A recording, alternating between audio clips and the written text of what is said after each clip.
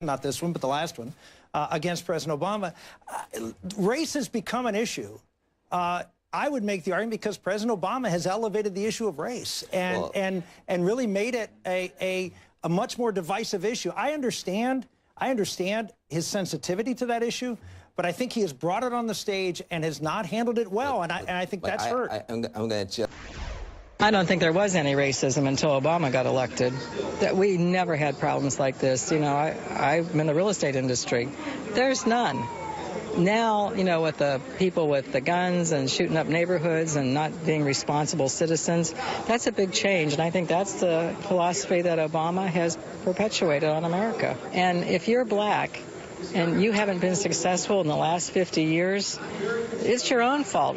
Certainly talking about it's all a way to racialize voting in this country. This president is the most racist president there has ever been in America. He is purposely trying to use race to divide Americans.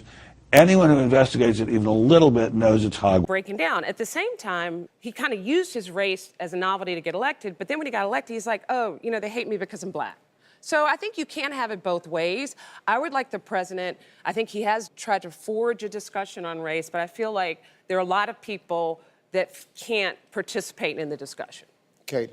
With regard to this topic, on the issue of Trayvon Martin, he came out before we had any of the facts, and he took a side, and he said that Trayvon Martin could have been his son. Well, we found out shortly after through eyewitness accounts and expert testimonies that he was, Trayvon Martin had in fact mounted George Zimmerman in an MMA-style mount, was grounding and pounding and pummeling him, and actually had attempted to reach for Zimmerman's weapon before Zimmerman shot in self-defense. So I would say that he shouldn't have gone out and done that because he divided our country when he was the first biracial president to have the opportunity to bring us together. Can I comment?